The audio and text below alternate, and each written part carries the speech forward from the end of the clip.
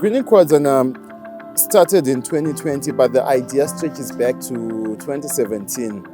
I used to commute on a daily basis from Kuwadzana to Mount Pleasant. Mount Pleasant is a high-income, low-density suburbs, or what we call the leafy suburbs. And then Kuwadzana, it's a low-income, high-density suburb. So that commuting on a daily basis helped me to start noticing that we have different environmental conditions. Whereas in Kuwadzana, it's way too hot, more like you're in an oven. When you go to Mount Pleasant, 30 minutes later, all of a sudden, it's like you are surrounded by natural air conditioners. You know, everything is just cool, serene, peaceful. You know, I began to realize that the difference between low-income, high-density suburbs and high-income, low-density suburbs is in the tree density.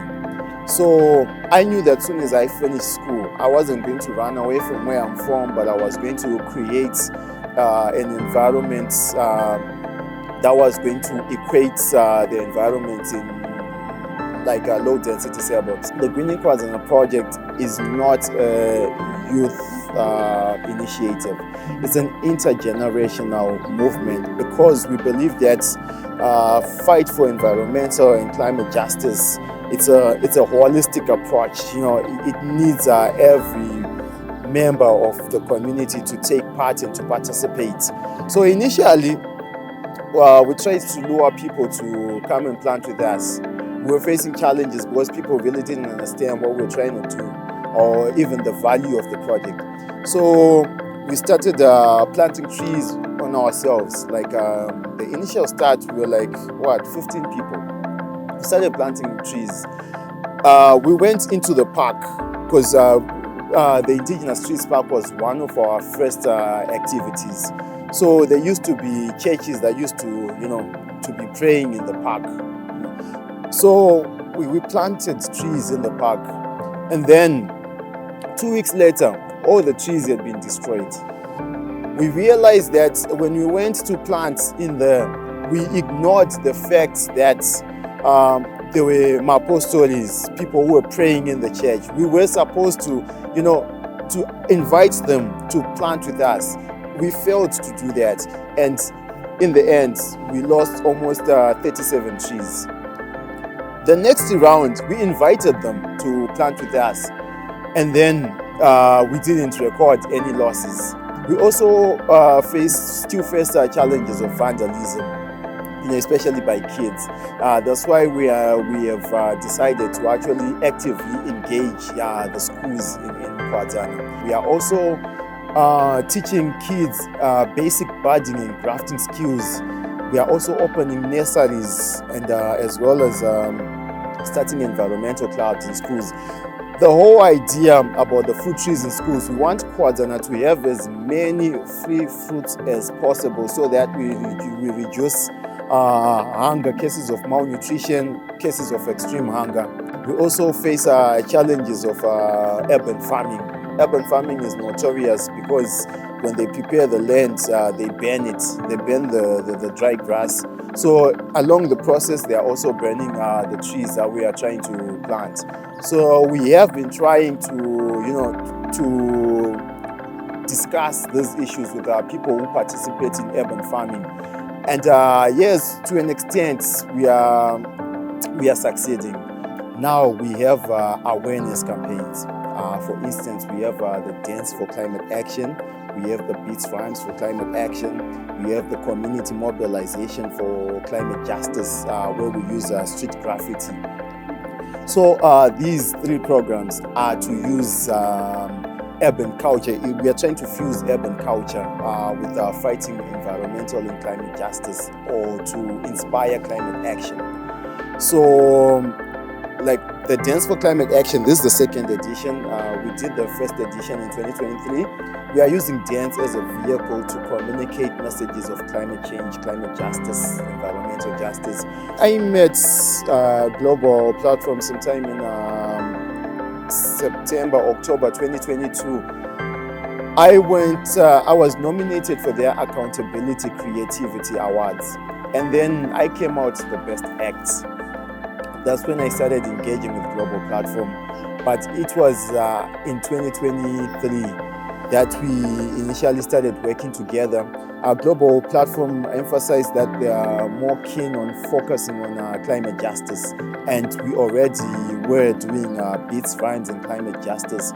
So when we showed them that particular event, they were interested in, because it also met with their objectives.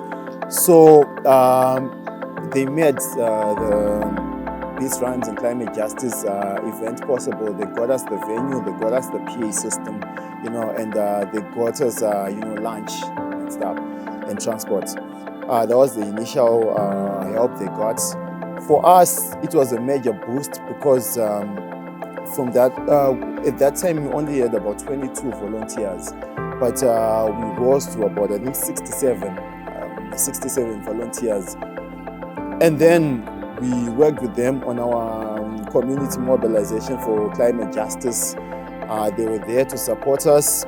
They also provided us with what we needed, spray cans and stuff. And then now we have partnered with them for the third time for Dance for Climate Action.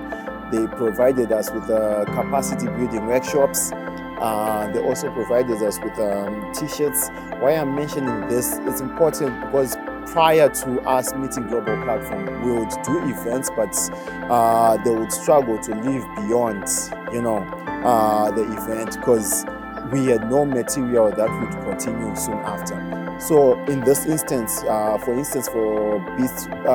the Dance for Climate Action, we took artists who had no knowledge about climate justice or environmental justice. We trained them.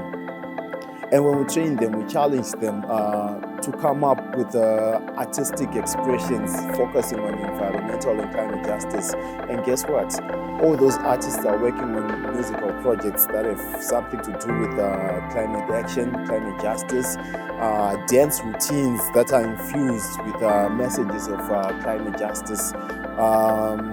We have artists who are starting their own campaigns in their own areas, thanks to Global Platform for actually, providing the resources that have actually led this mustard seed into a big tree. We have so many best parts, but probably I would take,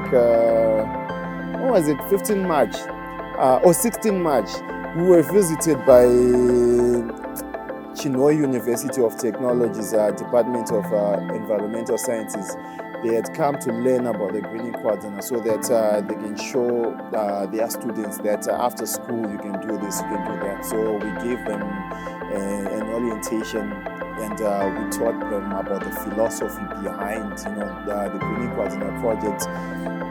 After that, I am in direct contact with former students at the Chinhoyi University who I'm actually mentoring so that they can start their own particular projects. So, having a whole academic institution coming to learn what we are doing, that was a remarkable highlight. What keeps me going is the desire to see the upliftment of people of African descent.